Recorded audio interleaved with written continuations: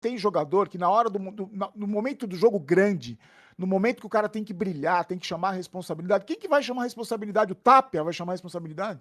O Luciano vai. O Luciano a gente já sabe que decide jogo contra o Novo Horizontino, contra o Náutico, a gente sabe. Esses caras não chamam a responsabilidade, cara. Isso que eu fico puto. A gente não tem jogador decisivo, jogador que vai jogar um clássico e fala: não, eu vou decidir esse jogo, me dá a bola aqui que eu vou decidir esse jogo. Então a gente cria um monte de oportunidade e tem jogador tecnicamente, que além de não decidir nada, de ser bunda mole, tecnicamente é horroroso. Tecnicamente não podia nem ser jogador de futebol, quanto mais jogador do São Paulo. Mas sabe o que me deixa puto? É porque você vai jogar contra o Palmeiras em Barueri, você já espera que vai perder, já espera. É tão humilhante a situação do São Paulo nos últimos anos que a É. gente sabe, a gente espera que é derrota. A gente espera. Quando você percebe que dá para ganhar, que o time do Palmeiras não tá jogando nada, o time do Palmeiras estava sendo dominado.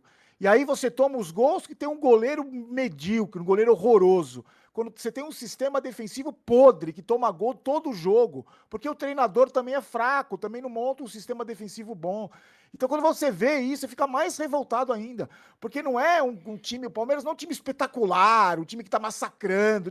Não é, velho. Dava pra ganhar, já era pra estar ganhando esse jogo. Se o time do São Paulo não fosse tão podre, se não fosse formado por um jogador tão ruim e por tanto jogador que não tem capacidade de decidir. Na verdade, são jogadores de time pequeno. O São Paulo é formado por jogadores, na sua grande maioria, jogadores medíocres de times pequenos. Então, pode pegar esse elenco aí dos times que estão em campo. Olha, é um time perdedor. A história só tem jogador perdedor nesse time, não tem jogador vitorioso. Quem é o vitorioso desse time aí? O Arboleda é o vitorioso desse time? O Tapia é o vitorioso desse time? Fala aí o nome do elenco do São Paulo que é um jogador vitorioso. É um jogador que tem título, um jogador de decisão, um jogador que já conquistou título, que já fez gol de título, já garantiu o campeonato. Fala um desse elenco. Não tem, velho, não tem nenhum jogador decisivo. O que poderia ser decisivo deve estar alguém gravando ele chorando na casa dele, assistindo o vídeo, que é o Lucas. O Caleri, que é mais ou menos, também está no banco de reserva, não sei por que também. Por quê? Porque tá no banco, porque se machucou e o treinador não confia se o cara tá recuperado ou não tá, aí não pode jogar no gramado sintético. Aí vai terminar a rodada na zona de rebaixamento. Então, sabe, não... Mas é isso, é um elenco de perdedor. Infelizmente, o São Paulo é um elenco de perdedor. E por que é um elenco de perdedor? Porque é um elenco tecnicamente horroroso. É um elenco tecnicamente horroroso. São jogadores que nunca ganharam porra nenhuma na carreira. Porque tem essa postura, porque tem essa falta de qualidade. E aí a gente, assim, é muito difícil o São Paulo ganhar de qualquer um, de qualquer jogo. Sabe por que agora vai ser pior? Porque todo jogo é decisivo. Todo jogo precisa alguém decidir. Todo jogo. E tem, a Sim. gente tem, no elenco a gente não tem. O ataque do São Paulo é risível e a defesa também. Então, é muito difícil, cara. Lamentavelmente, nós tínhamos até um fio de esperança que fosse pelo menos ganhar, né, devido à forma como o São Paulo se iniciou, mas a maré tá tão baixa, o azar tá tão grande dentro do São Paulo, essa nuvem que cerca o São Paulo, que no primeiro chute do gol do Palmeiras, o Rafael falha.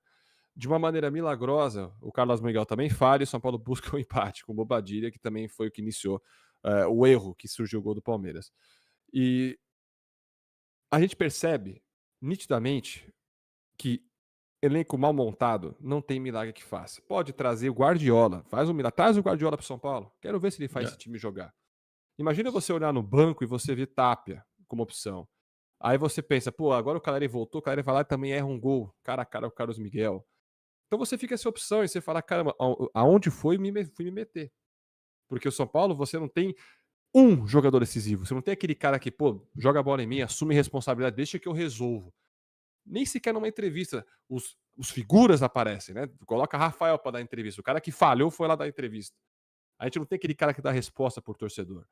E depois de inúmeros lances que o São Paulo perdeu, o Palmeiras se aproveitou da fragilidade da defesa do São Paulo, lateral que não marca, lateral que não sabe cruzar, que não sabe apoiar o ataque, que é o caso do Mike, surgiram os gols. Então, é triste, é lamentável, é patético, mas não é surpreendente devido às circunstâncias da temporada que se inicia no São Paulo. Não só que se inicia, a gente já estava vendo essa história começando a surgir no decorrer do final do Brasileiro. Aquele 6-0 contra o Fluminense já escancarava o que seria 2026.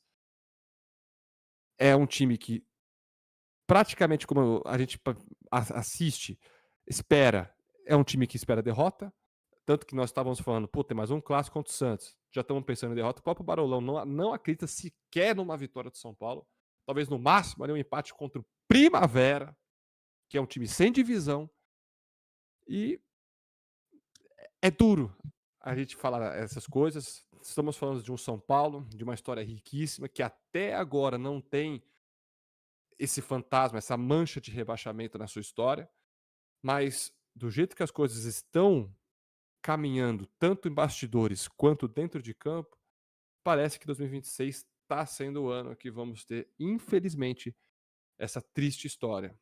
Agora, se isso acontecer no Paulista, aí é papo de. Olha, nem sei. Não sei se é ponto de fechar as portas ou até de ter quase que uma inquisição nessa diretoria, tirar todo mundo de lá e, sei lá, começar do zero, porque tá feia a coisa.